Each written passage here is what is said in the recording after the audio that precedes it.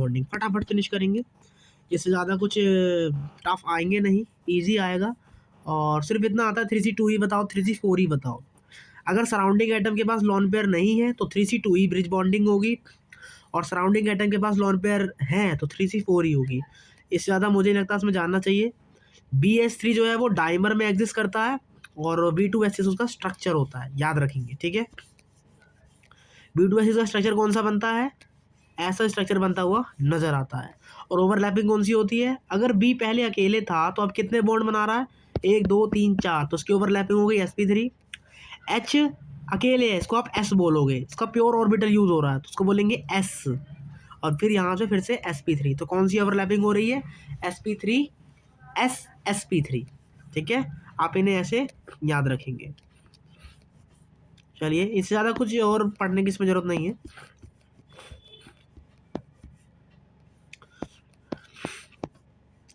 याद कर लो, हमारे पास 3 प्रकार के बोरोन होते हैं, एक होता है क्लोसोबोरेन, निडोबोरेन एंड आर्कचैनोबोरेन। BnHn+2 वाला होता है क्लोसोबोरेन, BnHn+4 होता है निडोबोरेन, BnHn+6 होता है आर्कैनोबोरेन। जिस तरीके से हमने एल्कीन एल्केन एल्काइन याद करा उसी तरीके से ये भी याद हो जाएगा। गैसियस स्टेट में BeH2 हाई टेम्परेचर पर मोनोमर में उपस्थित होता है, लेकिन लेस टेम्परेचर पर ये डाइमर में एग्जिस्ट करता है और BeH2 बना लेता है Be2H4। इससे ज़्यादा इसमें याद नहीं रखना। और सॉलिड में ये पॉलीमर बनाता है।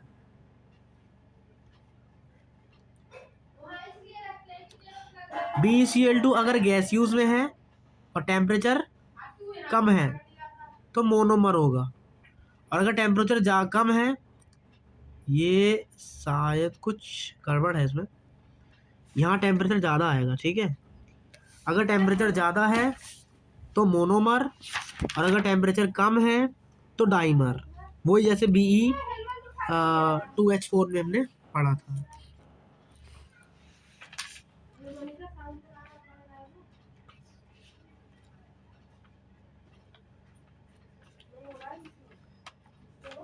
ठीक है, ये सब आप एक बार पढ़ लेंगे। AlCl3 का स्ट्रक्चर ये होता है, इसमें कोई डाइमराइजेशन नहीं होगा। अगर डाइमर पूछ रहा है तो डाइमर क्या होता है इसका, Al2Cl6, ठीक है। ये स्ट्रक्चर है, स्ट्रक्चर हम याद रख सकते हैं। AlCl3 में बैक बॉन्डिंग नहीं होती। वाई बैक बॉन्डिंग नहीं होती, ये थर्ड पीरियड का आ गया। बैक बॉन्डिंग नहीं होगी, वेरी वीक बाई बॉन्ड होगा, इसलिए मोनोमर बनाता है और डाइमर बनाता है। ये इसका स्ट्रक्चर है। इसका स्ट्रक्चर कैसा होता है, Al होता है, फिर उसके ऊपर बेंजीन जुड़ी होती है, बेंजीन जुड़ी होती है, यहाँ पर बेंजीन होती है। अब ये क्या बनाता है अपना, डाइमर बनाता है। क्या बनाता है अपना ये, डाइमर। तो आप ये स्ट्रक्चर याद रख सकते हो, एक बार कॉपी पे ड्रॉ करोगे, you can know about it. और ये AlS3 का डाइमर है। AlS3 पॉलीमर की फॉर्म में एग्जिस्ट करता है और 3C2 ही ब्रिज बॉन्डिंग शो करता है, लेकिन AlS3 पॉसिबल नहीं होता, मोनोमर नहीं बनाता है, हमें याद रखना है। और अच्छी चीज़ क्या है कि Al2Cl6 3C4 ही प्रकार की ब्रिज बॉन्डिंग करता है, लेकिन AlCl3 कोई ब्रिज बॉन्डिंग नहीं करता, वो सिर्फ अपना डाइमर बनाता है। AlCl3 कोई ब्रिज बॉन्डिंग शो नहीं करता, ये सिर्फ डाइमर बनाता है। क्यों नहीं बनाता, अपन ने पढ़ा कि बैक बॉन्डिंग के लिए जो अपना ऑर्बिटल है वो 2p वाला वो एक होना चाहिए। इसमें एक भी 2 ऑर्बिटल 2 पीरियड का है ही नहीं, तो इसलिए यहाँ कोई बैक बॉन्डिंग नहीं होगी। तो नो बैक बॉन्डिंग की वजह से ये डाइमराइज हो जाता है और Al2Cl6 बना लेता है। तो इस बैक बॉन्डिंग वाले पार्ट में इतना ही पढ़ना है। इसके मैंने शॉर्ट नोट्स लिख दिए हैं, क्या पढ़ना है क्या नहीं वो हमें याद रखना है। और सबसे इम्पोर्टेंट बात जो हमें याद रखनी है, अगर सराउंडिंग एटम के पास लॉन पेयर नहीं है और वैकेंट ऑर्बिटल होना चाहिए सेंट्रल एटम के पास, तो ब्रिज बॉन्डिंग होगी 3C2 ही। और अगर सराउंडिंग एटम के पास लॉन पेयर है तो ब्रिज बॉन्डिंग होगी 3C4E। आई होप समझ में आ गया होगा। चलिए आगे बढ़ते। अब हम पढ़ते हैं बॉन्ड हैबर्ट साइकिल। ये थर्मोडायनेमिक्स में भी काम आएगी, तो हमें यहाँ पे समझ लेना चाहिए क्या कह रहा है। ये थर्मोडायनेमिकल साइकिल होती है जो कि हमने उस रिएक्शन को करवाने के लिए, उस प्रोडक्ट को बनाने के लिए कौन कौन सी एनर्जी दी है, उन सभी एनर्जी को शो करती है हैबर साइकिल। हमने जितनी भी एनर्जी दी है उसको उन सभी एनर्जी को अगर मैं प्लस कर दूंगा तो मुझे टोटल एनर्जी मिल जाएगी वो प्रोडक्ट बनाने में। तो उन सभी एनर्जी को सम करके लिखना ही हमारा क्या कहलाता है, हैश लॉ कहलाता है। ये पाथ पे इंडिपेंडेंट होता है। कुछ इंपॉर्टेंट डेफिनेशन आप याद रख सकते हो। हीट ऑफ फॉर्मेशन, जब प्रोडक्ट बनता है तो जो हीट लगती है उसे बोलते हैं हीट ऑफ फॉर्मेशन। अगर कोई अपनी स्टैंडर्ड स्टेट में है तो वहां पर जो हीट ऑफ फॉर्मेशन है वो क्या होता है, जीरो होता है। जैसे अगर फ्लोरीन क्लोरीन गैस में है वो उसका स्टैंडर्ड स्टेट होता है। कार्बन का सॉलिड है, P4 एसिड का भी सॉलिड है, ब्रोमीन और मरकरी का लिक्विड है। तो अगर ये स्टेट आपको देखने को मिलेगा तो इनका हीट ऑफ फॉर्मेशन क्या रखेंगे, हम जीरो रखेंगे। कार्बन का मैं श्योर नहीं हूँ, वो बाद में देखेंगे। फ्लोरीन क्लोरीन गैस में है तो इनका हीट ऑफ फॉर्मेशन जीरो रखेंगे। Br2 और Hg हम लिक्विड में लेते हैं, उनका हीट ऑफ फॉर्मेशन भी जीरो होगा अगर वो अपनी लिक्विड स्टेट में है। तो हीट ऑफ फ्यूजन क्या होता है, एक मोल सॉलिड को एक मोल लिक्विड में चेंज करने के लिए जो हीट देनी पड़ती है उसको हम बोलते हैं हीट ऑफ फ्यूजन। इसी तरीके से एक मोल लिक्विड को एक मोल गैस में बदलने के लिए जो हीट देनी पड़ती है, हीट ऑफ वेपराइजेशन। इसी तरीके से एक मोल सॉलिड को को वेपर में बदलने के लिए जो हीट देनी पड़ती है वो heat of sublimation. Enthalpy of atomization, एक मोल ऑफ सब्सटेंस को उसके एटम में तोड़ना, क्या, उसके एटम में तोड़ना क्या कहलाता है, enthalpy of atomization. What is electron affinity, तो पता है इलेक्ट्रॉन देना उसके वैलेंस शेल में क्या कहलाता है, इलेक्ट्रॉन एफिनिटी कहलाता है। अगला है हीट ऑफ सॉल्वेशन, किसी आयनिक सब्सटेंस को घोलने के लिए, पानी में घुलने के लिए जो एनर्जी देनी पड़ती है उसको बोलते हैं हीट ऑफ सॉल्वेशन।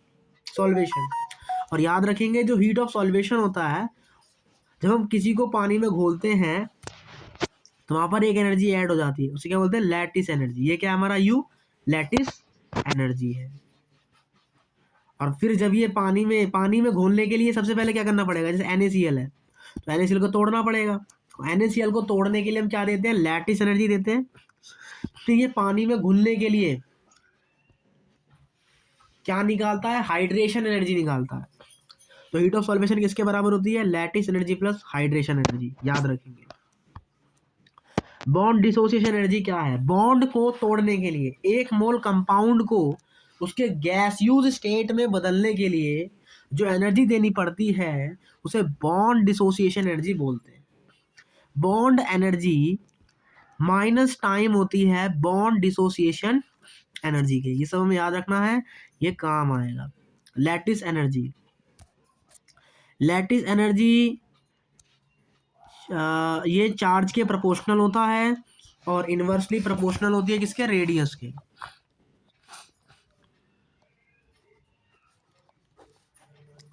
ये चार्ज के प्रोपोर्शनल है और इनवर्सली प्रोपोर्शनल है केटायन और एनायन की बॉन्ड लेंथ के, ठीक है। हाइड्रेशन एनर्जी क्या होती है, जब कोई पानी में घुलता है तो वो एक एनर्जी रिलीज करता है जिसको हाइड्रेशन एनर्जी बोलते हैं।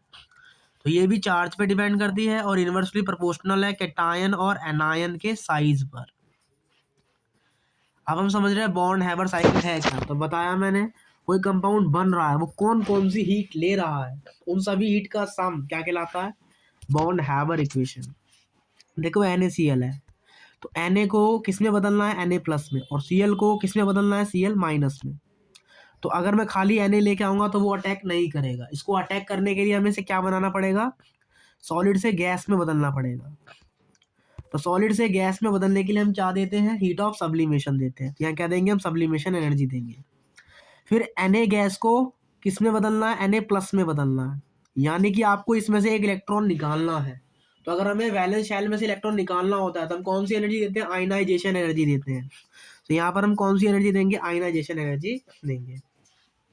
अब मुझे क्या चाहिए, क्लोरीन चाहिए। Cl अकेला तो होता नहीं है, वो किस में मिलता है, Cl2 में मिलता है। तो Cl2 को सबसे पहले तोड़ना पड़ेगा, तो तोड़ने के लिए क्या देते हैं, बॉन्ड डिसोसिएशन एनर्जी। तो Cl2 तोड़ने के लिए देंगे बॉन्ड डिसोसिएशन एनर्जी। लेकिन हमें सिर्फ कितना Cl चाहिए, एक Cl चाहिए, तो हम बॉन्ड डिसोसिएशन एनर्जी को 2 से भाग कर देंगे तो हमें एक Cl मिल जाएगा। अब खाली Cl तो अटैक करेगा नहीं, तो उसको क्या बनाना है, माइनस बनाना है। तो माइनस बनाने का मतलब क्या है, आप इसे एक इलेक्ट्रॉन दे दो, और इलेक्ट्रॉन ऐड करना क्या कहलाता है, इलेक्ट्रॉन एफिनिटी। तो इसका मतलब Cl को हम देंगे इलेक्ट्रॉन एफिनिटी, तो बन जाएगा ये Cl माइनस। अब Na प्लस और Cl माइनस जैसे ही टूटेंगे, कभी बताया था, NaCl जैसे ही टूटते हैं तो एक एनर्जी रिलीज होती है।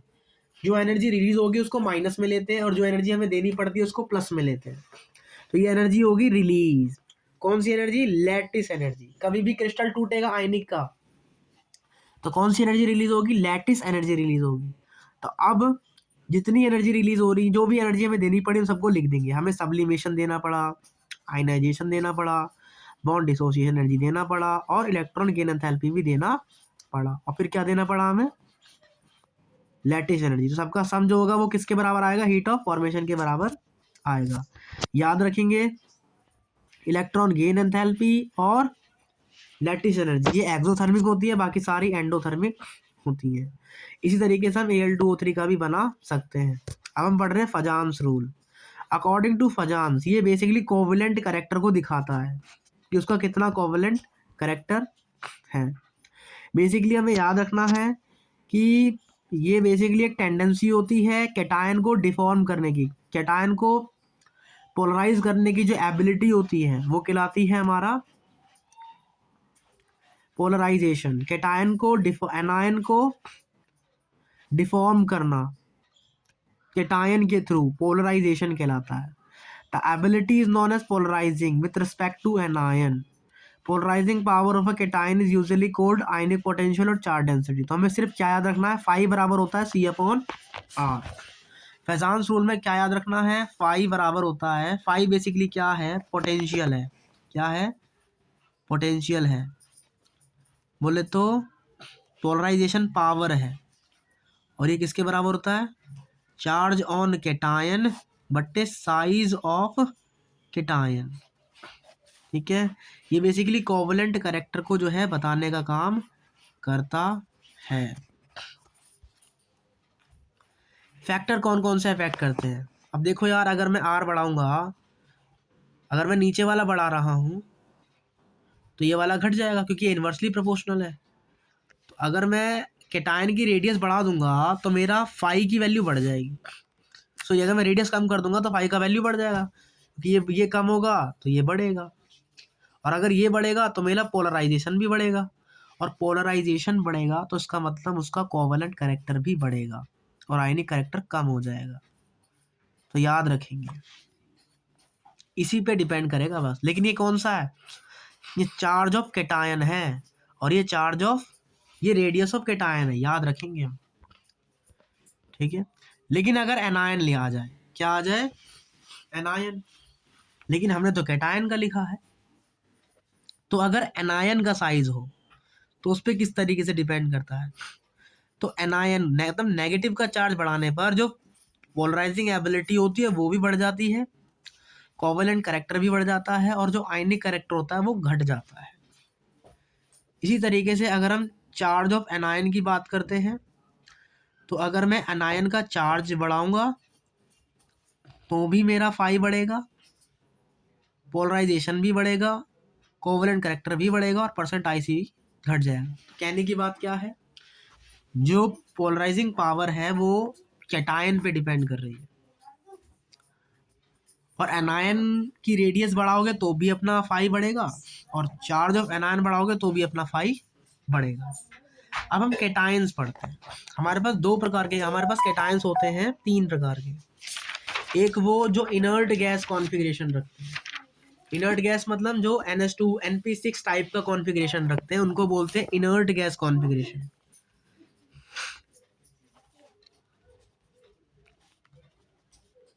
इनर्ट गैस कॉन्फ़िगरेशन किनका, कैटायन का, जो कि NH2 NP6 रखता है या फिर खाली NH2 रखता है। दूसरा होता है सूडो इनर्ट गैस कॉन्फ़िगरेशन,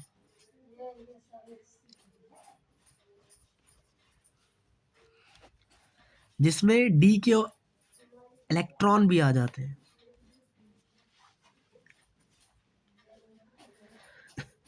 अगला है नॉन इनर्ट गैस कॉन्फ़िगरेशन, जिसमें क्या हो, N+1 उपस्थित हो, NH2, NP6, ND10, और जिसमें N+1 हो और उसमें S2 हो तो वो होता है नॉन इनर्ट गैस कॉन्फ़िगरेशन, जैसे HgTl+, Pb+2 और बिस्मथ+3। ऑर्डर ऑफ पोलराइजिंग पावर, तो पोलराइजिंग पावर का जो ऑर्डर है वो क्या है, इन पीरियड इधर जाने पे एनायन का साइज घटता है, नीचे आने पे साइज बढ़ता है।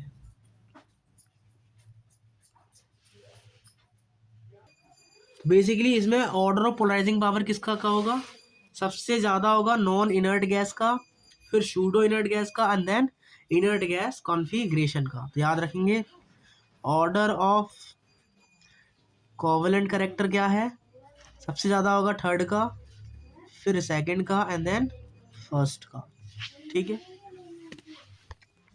In case of Hg, thallium, lead and bismuth, lower oxidation state ज़्यादा स्टेबल होती है हाइयर स्टेट से। क्यों, इनर्ट पेयर इफेक्ट की वजह से। किसकी वजह से, इनर्ट पेयर इफेक्ट की वजह से, ये हमने पढ़ाया भी है। तो Hg में 6x2 होता है, थैलियम में 6x2 6p1, इसका अगर हम कॉन्फ़िगरेशन लिखें, Pb का है 6x2 CP3 और इसका है 6x2 CP3 6p3, क्योंकि P में कंप्लीट हाफ फिल्ड है लेकिन +5 में हाफ फिल्ड नहीं है, और हम जानते हैं हाफ फील्ड वाला कॉन्फ़िगरेशन ज़्यादा स्टेबल होता है, तो इसी को हम इनर्ट पेयर इफेक्ट भी कहते हैं। इसी की वजह से बिस्मथ का जो बिस्मथ की लोअर ऑक्सीडेशन स्टेट ज़्यादा स्टेबल होती है। ठीक है। In case of Hg, thallium, lead, bismuth, 4f orbital पूरे फिल्ड होते हैं, सिग्मा उनका बहुत पुअर होता है, जैव बहुत स्ट्रॉन्ग होता है, अट्रैक्शन बहुत ज़्यादा होता है, जिसकी वजह से जो 6x के पार्टिकल हैं वो बॉन्डिंग में पार्टिसिपेट नहीं करते, but Np electron take part in bond formation. Order of stability, तो due to inert pair effect इसमें लोअर वाला स्टेबल हो जाएगा, पढ़ाया पी ब्लॉक में मैंने। SnCl2 और HgCl2, इनकी मिक्सिंग पॉसिबल क्यों नहीं है, क्योंकि Hg जो है वो जीरो में जाना चाहता है। Hg किस में जाना चाहेगा, जीरो में, क्योंकि Hg का जो स्टेट है वो जीरो में स्टेबल है, क्योंकि वहाँ पे पूरा फील्ड करेगा, फुल्ली फील्ड हो जाएगा ना, वो ऑक्टेट पूरा हो जाएगा। तो HgCl2 किस में जाना चाहेगा, Hg में जाना चाहेगा, और SnCl2 SnCl4 में जाना चाहेगा, मतलब ये +4 में जाना चाहता है, मतलब दोनों ही अपने दोनों इलेक्ट्रॉन डोनेट करना चाहते हैं। तो अगर दोनों ही अपने इलेक्ट्रॉन डोनेट करना चाहते हैं तो दैट्स वाई इनकी जो मिक्सिंग है वो पॉसिबल नहीं हो पाती है। SnCl2 और HgCl2 की मिक्सिंग पॉसिबल नहीं है। हजान्स रूल का एप्लीकेशन क्या है, पहला पार्ट थर्मल स्टेबिलिटी, इसकी मदद से हम थर्मल स्टेबिलिटी को बता सकते हैं। थर्मल स्टेबिलिटी जो होती है पॉली एटॉमिक एनायनिक कंपाउंड की, वो आयनिक कैरेक्टर पे डिपेंड करती है, और आयनिक कैरेक्टर किस में ज़्यादा होगा, जिसमें कोवेलेंट कैरेक्टर कम होगा। तो हम क्या जानते हैं, नीचे जाने पे साइज बढ़ता है, फाई कम होता है, तो कोवेलेंट कैरेक्टर क्या हो जाएगा, इसका ज़्यादा हो जाएगा। तो थर्मल स्टेबिलिटी जो होती है वो किस पे डिपेंड करती है, आयनिक कैरेक्टर पे डिपेंड करती है, ये हम याद रख सकते हैं। तो परसेंटेज ऑफ आयनिक कैरेक्टर, और परसेंटेज ऑफ आयनिक कैरेक्टर उल्टा है किसका, फजांस रूल का, तो बस आप ये सब लगा देंगे यहाँ पे। ऐसे ही जो लैटिस एनर्जी होती है वो भी किस पे प्रोपोर्शनल होती है, थर्मल स्टेबिलिटी के, याद रखेंगे। कैटायंस, जब दोनों कैटायन सेम हो लेकिन आर डिफरेंट हो, जैसे लिथियम है, सोडियम है, पोटेशियम है, रूबिडियम है, सीजियम है, थर्मल स्टेबिलिटी किस में ज़्यादा आएगी, खुद देखिए। साइज इसका ज़्यादा है, अगर साइज इसका ज़्यादा है तो इसमें परसेंट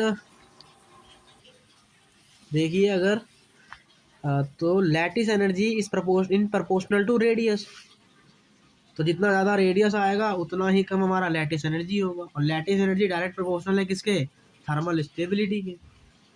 तो यहाँ पर सबसे छोटा साइज इसका है, यानी कि थर्मल स्टेबिलिटी सबसे ज़्यादा इसकी होगी, और लैटिस एनर्जी भी सबसे ज़्यादा हमारी इसकी ही होगी। तो इसका ऑर्डर होगा हमारा ये, ठीक है।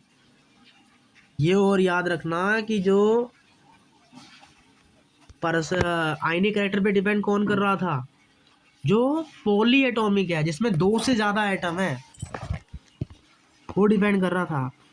और ये क्या है, लैटिस एनर्जी, कौन सी, मोनो एटॉमिक एनाइनिक कंपाउंड के लिए, इसमें 2 एटम है बस, जो कि अलग अलग हो जाते हैं पानी में डालने पर या कुछ एनर्जी देने के पर, जो अलग अलग हो जाते हैं, सिंगल सिंगल में टूट जाते हैं, उनको बोलते हैं मोनो एटॉमिक एटम। याद रखना, अगर मोनो एटॉमिक एनाइनिक कंपाउंड है तो आप लैटिस एनर्जी वाला फंडा लगाएंगे, और पॉली एटॉमिक एनायन है तो आप थर्मल स्टेबिलिटी वाला फंडा लगाएंगे। आई होप समझ में आ गया होगा, ठीक है। यहाँ देखो Q1 डिफरेंट है, Q1 Q2 डिफरेंट है, +1 है, -1 है, +2 है, -2 है, +3 -3 है, +4 है, -4 है। लेकिन जो R है वो सब में क्या है, सेम है, नियरली सब में R सेम है। तो बेसिकली जो लैटिस एनर्जी होती है वो चार्ज पे डिपेंड करती है।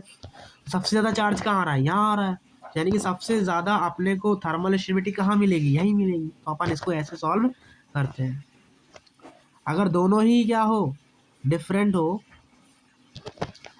तो जैसे यहाँ तो चार्ज से डिसाइड हो जाएगा 1 2 3, तो ज़्यादा चार्ज यहाँ है, थर्मल स्टेबिलिटी ज़्यादा यहाँ होगी, तो ज़्यादा जो डिपेंडिंग होगा वहाँ से हम इसको निकाल लेंगे।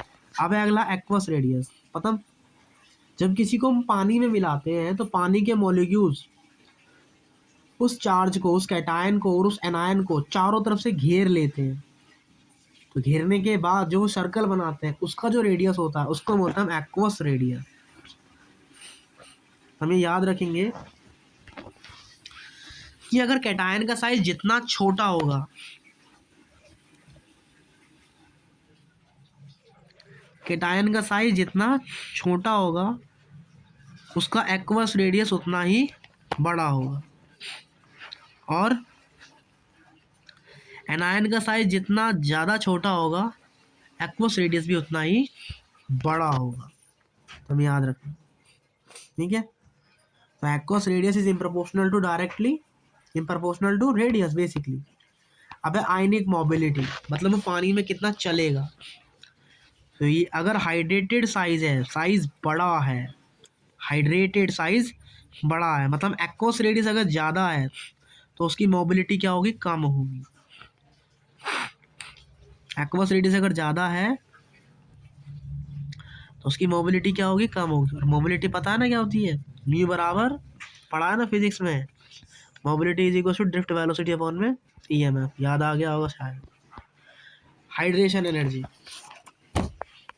पानी में जब कोई मॉलिक्यूल घुलता है तो वो एक एनर्जी रिलीज करता है, उसको बोलते हैं हाइड्रेशन एनर्जी। तो हाइड्रेशन एनर्जी डिपेंड करती है एक्वस रेडियस पर।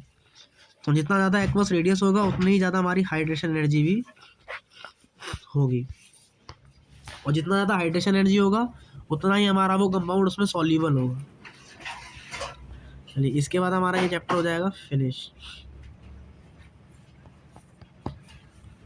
चलिए अब हम सॉल्युबिलिटी कंडीशन देख रहे हैं। व्हाट इज सॉल्युबिलिटी, वो पानी में कितना सॉल्युबल होगा, this is your solubility. Solubility जो होती है डाउन द ग्रुप इंक्रीज करती है, क्यों, क्योंकि उसका एक्वस रेडियस कम हो जाता है। नहीं, हाँ, उसका एक्वस रेडियस कम हो जाता है तो पानी में ज़्यादा सॉल्युबल होता है। तो याद रखेंगे इसको कि solubility down the group increase करती है।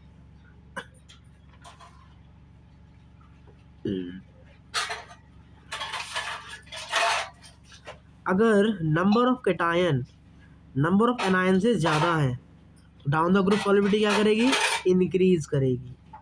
अगर एनायन क्या है, ऑक्सीजन है, सल्फर है, फ्लोरीन है, ऑक्सलेट है और हाइड्रोक्सी OH माइनस है, केवल इन्हीं 2 केस में हमारी जो सॉल्युबिलिटी है वो नीचे जाने पर इंक्रीज करती है। लेकिन बचे हुए केस में, इन रेस्ट केसेस, सॉल्युबिलिटी जो होती है वो क्या हो जाती है, डिक्रीज करती है। सिर्फ इन्हीं दो में बढ़ती है, बाकी सब में डिक्रीज करती है, हमें इतना याद रखना बस। अब और देख लीजिए, अगर हाइड्रेशन एनर्जी और लैटिस एनर्जी में लैटिस एनर्जी ज़्यादा है तो जो कंपाउंड होगा वो इनसॉल्युबल होगा, हम ऐसे भी निकाल सकते हैं। और अगर लैटिस एनर्जी और हाइड्रेशन एनर्जी में हाइड्रेशन एनर्जी ज़्यादा है तो कंपाउंड सॉल्युबल होगा। ये सारे पॉइंट्स जो कि एक जगह लिख दिए हैं, उनको एक बार रीड कर लेंगे तो ये सारा दिमाग में बैठ जाएगा, और इससे ज़्यादा इसमें कुछ है भी नहीं। चलिए अब ये ऑर्डर है, कर सकते हैं इसको, हम आगे बढ़ते हैं। अभी तो मेल्टिंग पॉइंट किस पे डिपेंड करता है अपना, लैटिस एनर्जी पे। जितना ज़्यादा लैटिस एनर्जी होगा उसका मेल्टिंग पॉइंट उतना ही ज़्यादा होगा, और जितना ज़्यादा कोवलेंट कैरेक्टर होगा उसका मेल्टिंग पॉइंट उतना ही कम होगा। याद रखेंगे इसको, melting point is directly proportional to lattice energy जब यू इज मोर इफेक्टिव, और इन्वर्सली प्रोपोर्शनल टू फाई जब फाई इफेक्टिव होगा। यहाँ पर U इज मोर इफेक्टिव। ठीक है, चलिए आगे बढ़ते हैं, बहुत हो गया। फॉर कंपाउंड फर्स्ट ए, किस किस में U ज़्यादा इफेक्टिव होता है? अगर हमारा कंपाउंड फर्स्ट ए से आ रहा है, या फिर F माइनस और O2 माइनस है, तो उसके लिए आप U वाला फैक्टर लगाएंगे, और बाकी बचे हुए केसेस में फाई वाला फैक्टर लगाएंगे। सिंपल तो है, फर्स्ट ए और O2 माइनस और F माइनस में ही हम सिर्फ लैटिस एनर्जी वाला फैक्टर लगाएंगे, और कहीं लगाने की जरूरत नहीं है। अब जैसे क्वेश्चन देख लीजिए, लैटिस एनर्जी बतानी है, तो लैटिस एनर्जी का ऑर्डर क्या है वो बताना है। तो फर्स्ट ए ग्रुप का है, मतलब लैटिस एनर्जी से इसको डिसाइड करना है। तो Q1 Q2 सेम है, R डिफरेंट है। R डिफरेंट है, लैटिस एनर्जी किसकी ज़्यादा आएगी, जिसका एक्वस रेडियस ज़्यादा हो बेसिकली। रेडियस बढ़ाने पर लैटिस एनर्जी क्या हो जाती है, कम हो जाती है, क्योंकि U is inversely proportional to radius. मतलब सबसे ज़्यादा जो लैटिस एनर्जी आनी चाहिए वो LIF की आनी चाहिए, बट ऐसा नहीं होता। सबसे ज़्यादा आती है NAF की, फिर KF की, एंड देन आती है LIF की। क्यों? क्योंकि इसका R कम होता है, और R कम होने की वजह से इनका जो कोवलेंट कैरेक्टर है वो बढ़ जाता है। कोवलेंट कैरेक्टर बढ़ जाने की वजह से इसका जो लैटिस एनर्जी है वो कम हो जाती है। दैट्स वाई LIF बीच में आता है। ठीक है, तो ये स्पेशल केस है, याद रखेंगे। ऐसे ही अगर मैं LICL LIBR लेके आऊँ तो उसमें LIX और सबसे पीछे चला जाता है, क्योंकि फाई उसमें Cl की वजह से और भी ज़्यादा कम हो जाता है, और ज़्यादा बढ़ जाता है, इसकी वजह से लैटिस एनर्जी और कम हो जाती है। ठीक है, ठीक है, चलिए जैसे LI है, NAI है, KI है, RBI है, CSI है, तो यहाँ पर LAI सबसे पीछे चला जाएगा, और KI इससे भी आगे आ जाएगा। ठीक है, खाली एक बार देख सकते हैं, इससे ज़्यादा क्वेश्चन आए नहीं है अभी। ठीक है, बेरियम का पेरियम +2 बहुत छोटा हो गया, जिसकी वजह से सबसे पीछे चला जाएगा, और MgF2 CaF2 से भी पीछे चला जाएगा, BeO यहाँ पर आ जाएगा। ठीक है, अगर हम मेल्टिंग पॉइंट निकालना चाह रहे हैं सेम पीरियड का है तो पहले हम चार्ज देखेंगे, और अगर डिफरेंट पीरियड का है तो हम पहले उसका साइज़ देखेंगे। ठीक है, अगर हमें मेल्टिंग पॉइंट का ऑर्डर निकालना है तो हमें सबसे पहले चेक करिए क्या एलिमेंट सेम पीरियड से आ रहे हैं। अगर सेम पीरियड से आ रहे हैं तो उनका ग्रुप दोनों सेम है तो फर्स्ट चार्ज लगाएंगे, या तो पीरियड सेम होना चाहिए या फिर ग्रुप सेम होना चाहिए। और अलग अगर पीरियड डिफरेंट है या ग्रुप डिफरेंट है तो आप साइज़ वाला फैक्टर लगाएंगे। जैसे देखो BeO है, दोनों ही सेकंड पीरियड के हैं, जबकि BeF2 में अलग हो गया, तो यहाँ पर आप क्या देख रहे हो, नहीं एक सेकंड, ऑक्सीजन और फ्लोरीन दोनों सेकंड पीरियड की तो हैं, तो यानी कि आप यहाँ पे साइज़ वाला चार्ज लगाएंगे। क्या लगाएंगे? चार्ज का फैक्टर। तो lattice energy directly proportional to charge, charge ज़्यादा कहाँ होगा, माइनस में, तो इसलिए लैटिस एनर्जी ज़्यादा कहाँ आएगी, BO2 माइनस में, BO में आएगी, ऐसे निकालते हैं। आगे समझ, चलिए एक्सेप्शन है कहाँ, तो जो एक्सेप्शन था वो केवल फाई में था। किस में था हमारा एक्सेप्शन, इसमें मेल्टिंग पॉइंट में, यहाँ जब U ज़्यादा इफेक्टिव होता है वहाँ एक्सेप्शन आ रहे थे, बाकी फाई में हमारा कोई एक्सेप्शन नहीं है, वहाँ नॉर्मल जो रूल पड़ा है वही है। ये जो एक्सेप्शन वाले इसको एक बार लिख लेते हैं ताकि याद रहे। अब लास्ट देख लीजिए इसमें से फजान्स रूल का लास्ट टॉपिक, उसके बाद the chapter is finish. Intensity of colour जो होती है उसका ऑर्डर ये होता है कि अगर आयनिक करेक्टर 20% से कम है तो जो कलर की जो इंटेंसिटी है वो इंक्रीज करेगी, intensity of colour increases. But अगर 20% से ज़्यादा है तो जो कलर की इंटेंसिटी है वो डिक्रीज कर जाएगी। ये सारे कलर हमें याद करने हैं, ये लिखे हुए हैं, हम इसे याद रख सकते हैं, रोज रीड करेंगे तो याद हो ही जाएगा। आयनिक कंपाउंड कलरलेस होते हैं और जो कोवेलेंट कंपाउंड होते हैं वो कलर वाले होते हैं ज़्यादातर, नॉट वैलिड फॉर ऑल, ये याद रखना। बाकी कलर तो आपको फिर भी याद रखने ही पड़ेंगे। PbCl2 का कलर होता है वाइट, AgCl का कलर होता है वाइट, HgCl2 का कलर होता है वाइट, Hg2Cl2 का कलर होता है वाइट, PbI2 का कलर होता है येलो, AgI का कलर होता है येलो, HgI2 का कलर होता है रेड, Hg2I2 का कलर होता है ग्रीन। ठीक है, चलिए we have to finish the beautiful lecture. और फजान्स रूल में सिर्फ आपको एक चीज़ पता होनी चाहिए, फाई बराबर C/R होता है, दैट इज़ मोर इम्पॉर्टेंट, उससे ही क्वेश्चन इर्द गिर्द आएंगे। बाकी इन टॉपिक्स पे हम जो है ध्यान दे सकते हैं, बाकी जस्ट इम्पॉर्टेंट आपका फजान्स रूल है और दूसरा हैश लो, बॉन्ड हैमर साइकिल कैसे बनाते हैं। तो दो इंपॉर्टेंट टॉपिक है, उनको अच्छे से करें। We have to finish the lecture and अब हम चलते हैं MOT की तरफ। देखिए हमारे दो टॉपिक रह गए हैं, MOT और हाइड्रोजन बॉन्डिंग, जो हम इसके बाद करेंगे आराम से, क्योंकि उसमें हबड़ा दबड़ी हो गई और फिर मज़ा नहीं आएगा, और वो इम्पॉर्टेंट है। मॉलिक्यूलर ऑर्बिटल थ्योरी बहुत इंपॉर्टेंट है, हाइड्रोजन बॉन्डिंग भी थोड़ा सा इंपॉर्टेंट ही है ऑर्गेनिक के हिसाब से, तो इजीली हो जाएगा। तो ये इसको कर लेते हैं, फिर आगे बढ़ते हैं। हमारे पास कौन कौन से वीक फोर्सेस होते हैं जिनका एनर्जी 8 किलो जूल पर मोल से कम होता है, वो वीक बॉन्ड बनाते हैं। कौन कौन से, dipole dipole interaction, dipole induced dipole interaction, instantaneous dipole induced dipole interaction, ion dipole interaction, ion induced dipole interaction. Which of the following forces is known as van der Waals forces. Van der Waals जो forces होते हैं वो उसमें आता है dipole dipole, dipole induced dipole और instantaneous induced dipole interaction. ठीक है, डाइपोल डाइपोल इंटरेक्शन क्या होता है, डाइपोल और डाइपोल के बीच में जो इंटरेक्शन होता है उसको डाइपोल बोलते हैं। डाइपोल क्या होता है, मैंने पढ़ाया है, जहाँ पर सेम मैग्नीट्यूड के अपोजिट चार्ज हो और उनके बीच की कुछ डिस्टेंस हो, वो हमारा कहलाता है डाइपोल। तो डाइपोल डाइपोल के बीच में जो अट्रैक्शन होता है उसको बोलते हैं डाइपोल डाइपोल इंटरेक्शन। इसको हम कीसम फोर्स के नाम से भी जानते हैं। उधर पीछे रख दो। On the basis of arrangement had to tell, और एक होता है एंटी पैरेलल, इसमें दो प्रकार की अरेंजमेंट होती है, plus minus plus minus plus minus, तो हो गया हेड टू टेल। और एंटी पैरेलल में प्लस माइनस ऐसे सीधा, और उसके पैरेलल में चार्ज बढ़ेगा तो उनके बीच के आयंस का अट्रैक्शन भी बढ़ जाएगा।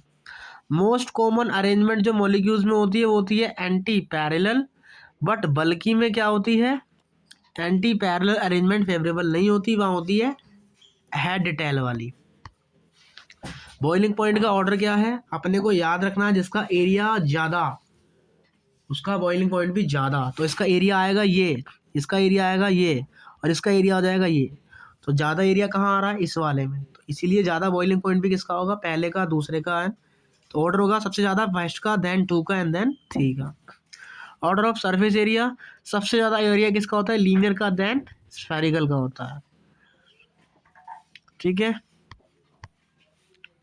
ICl एंड Br2 मॉलिक्यूल्स हैं जिनका सेम मॉलिकुलर वेट है but boiling point difference 20 degree से ज़्यादा है। ऐसा क्यों? क्योंकि ICl क्या शो करता है, डाइपोल डाइपोल इंटरेक्शन, जो कि Br2 मॉलिक्यूल्स में नहीं होता, क्योंकि यहाँ कोई डाइपोल ही नहीं है, कहाँ से होगा। तो इसीलिए इसमें आपको 20 डिग्री का डिफरेंस देखने को मिलता है। हाइड्रोजन बॉन्डिंग भी क्या, हाइड्रोजन बॉन्डिंग भी एक तरीके की क्या है, डाइपोल डाइपोल अट्रैक्शन ही है। H2 और H2O2 में बॉइलिंग पॉइंट किसका ज़्यादा होगा, तो जहाँ पे जितनी ज़्यादा हाइड्रोजन बॉन्डिंग होगी वहाँ पर उतनी ही ज़्यादा स्ट्रेंथ होगी बॉइलिंग पॉइंट की। तो यहाँ पे ज़्यादा हाइड्रोजन बॉन्डिंग होती है तो इसलिए स्ट्रेंथ का ऑर्डर होगा ये। Order of strength of hydrogen bonding H2O में ज़्यादा होती है, H2O2 में कम होती है। ठीक है। और बॉइलिंग पॉइंट का ऑर्डर क्या होगा, जिसमें एक्सटेंट ऑफ हाइड्रोजन बॉन्डिंग होगी, मतलब जिसमें हाइड्रोजन बॉन्डिंग कम होगी उसका बॉइलिंग पॉइंट ज़्यादा है। अगला है डाइपोल इंड्यूस डाइपोल, इसको डिवाई फोर्स भी बोलते हैं। ये पोलर और नॉन पोलर के बीच में लगता है। ठीक है। हिना नेहा और करीना के एक्सरे हैं रंगीन, नोबल गैस की सॉल्बिलिटी का ऑर्डर है ये, नीचे जाने पर डिक्रीज करेगा, पढ़ा अभी हमने। क्लैथरिल कंपाउंड के लिए बोलते हैं, नोबल गैस जब वाटर से रिएक्ट करती है तो नोबल गैस प्लस 6H2O बनाती है। इसी कंपाउंड को हम बोलते हैं क्लैथरेट कंपाउंड, कुछ भी पूछ सकता है भैया वो, क्लैथरेट कंपाउंड। तो नोबल गैस जब वाटर से रिएक्ट करती है लो टेम्परेचर और हाई प्रेशर पर तो वो क्लैथरेट कंपाउंड बनाती है, noble gas plus dot 6H2O। Noble gas जो भी हमारी नोबल गैस है वो सब, तो नोबल गैस क्लैथरेट कंपाउंड बनाती है। तो क्लैथरेट कंपाउंड के फॉर्मेशन में कौन सा बॉन्ड रिस्पॉन्सिबल होता है, कौन सा इंटरेक्शन रिस्पॉन्सिबल होता है, डाइपोल इंड्यूस्ड डाइपोल इंटरेक्शन क्या होता है, रिस्पॉन्सिबल होता है, रिस्पॉन्सिबल। ठीक है। चलिए, क्लैथरेट कंपाउंड कौन सा है,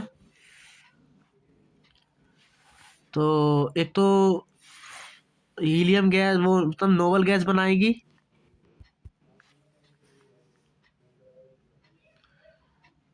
क्लैथरेट कंपाउंड कौन कौन बनाएगा, तो कार्बन डाइऑक्साइड को छोड़ के बाकी सब क्या बनाते हैं हमारे, क्लैथरेट कंपाउंड बनाएंगे, इसमें से जो भी है। Do not form clathrate compound,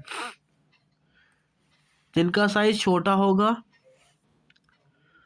वहां पर क्लैथरेट कंपाउंड नहीं बनेगा, याद रखेंगे। साइज जिसका छोटा होगा, न्यूक्लियस इलेक्ट्रॉन के बीच में इंटरेक्शन ज़्यादा होगा, वहाँ पर क्लैथरेट कंपाउंड नहीं बनेगा। यही रीज़न है कि हीलियम और नियोन क्लैथरेट कंपाउंड नहीं बनाते।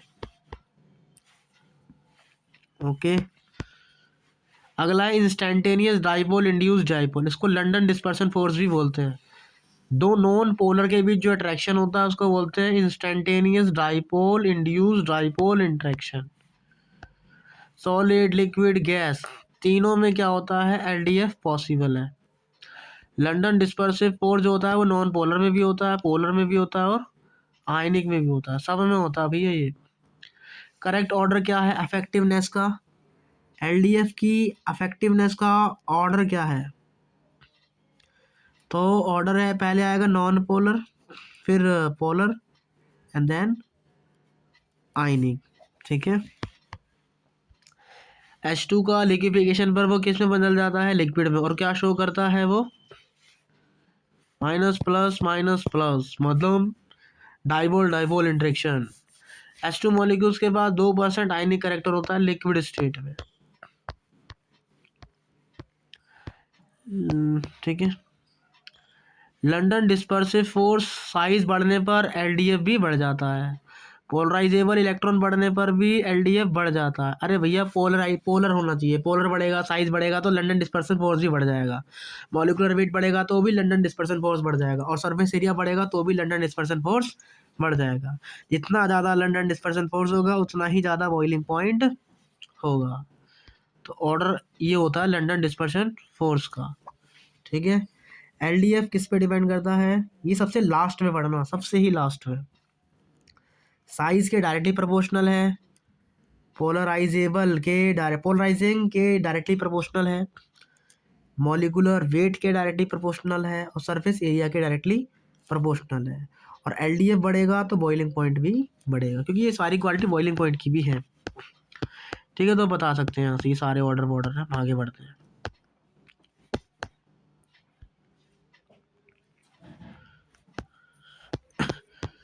अगला है आयन डाइपोल इंटरेक्शन। ये वैन डर वाल्स फोर्स नहीं होता, ये होता है आयन और डाइपोल के बीच में, आयन और पोलर के बीच में जो इंटरेक्शन होता है उसे बोलते हैं ion dipole interaction. Ion induced dipole interaction क्या है, आयन और नॉन पोलर के बीच में जो इंटरेक्शन होगा उसे बोलेंगे ion induced dipole interaction. Stability order क्या है पॉली हैलाइड्स का, बड़े साइज पे चार्ज स्टेबल होता है, तो I3 minus then Br3 minus then Cl3 minus ion. यही रीज़न है आयन इंड्यूस्ड डाइपोल इंटरेक्शन। अब हमें ये याद रखना है, इस पे पेपर में क्वेश्चन आए हैं और जेई में ही क्वेश्चन आए हैं इसके ऊपर, पिछले साल ही आए थे। और उन्होंने पूछा था कि इनकी रेडियस का ऑर्डर बताइए, तो हमें याद रखने पड़ेंगे। पहला आयन डाइपोल अट्रैक्शन, बढ़ाते रहना, पहले लिखेंगे आयन डाइपोल, अगले में हो जाएगा आयन दूसरे में हो जाएगा डाइपोल डाइपोल डाइपोल डाइपोल, तीसरे में हो जाएगा dipole induced dipole, ion induced dipole. क्या हो जाएगा, आयन इंड्यूस्ड डाइपोल। फिर अगले में हो जाएगा dipole induced dipole, dipole induced dipole. फिर अगले में क्या हो जाएगा, इंस्टेंटेनियस डाइपोल इंड्यूस्ड डाइपोल। क्या, इंस्टेंटेनियस डाइपोल इंड्यूस्ड डाइपोल। और इसमें याद करोगे आप 2 3 4 6 6, मतलब पहला वाला इन्वर्सली प्रोपोर्शनल है R स्क्वायर के, दूसरा वाला R की पावर 3 के, तीसरा वाला R की पावर 4 के, चौथा वाला R की पावर 6 के, और पांचवा वाला R की पावर 6 के। तो 234 6 6 6 भाई साहब, 234 6 6 6 आयन डाइपोल, डाइपोल डाइपोल। फिर dipole induced, ion induced dipole, फिर डाइपोल इंड्यूस्ड डाइपोल, फिर इंस्टेंटेनियस डाइपोल इंड्यूस्ड डाइपोल। तो 2 3 4 6 6 6, 2 3 4 6 6 6। एक मिस्टेक हुआ, डाइपोल डाइपोल में अगर सॉलिड है तो R की पावर 3 के प्रोपोर्शनल है, लेकिन अगर ये गैस हो जाए, क्या हो जाए, ये गैस हो जाए, तो ये किसके प्रोपोर्शनल होगा, R की पावर 6 के। तो ये याद रखना। So I hope you will be understand it. और आगे भी हैं, अगर वो किस में रिलेशन पूछता है,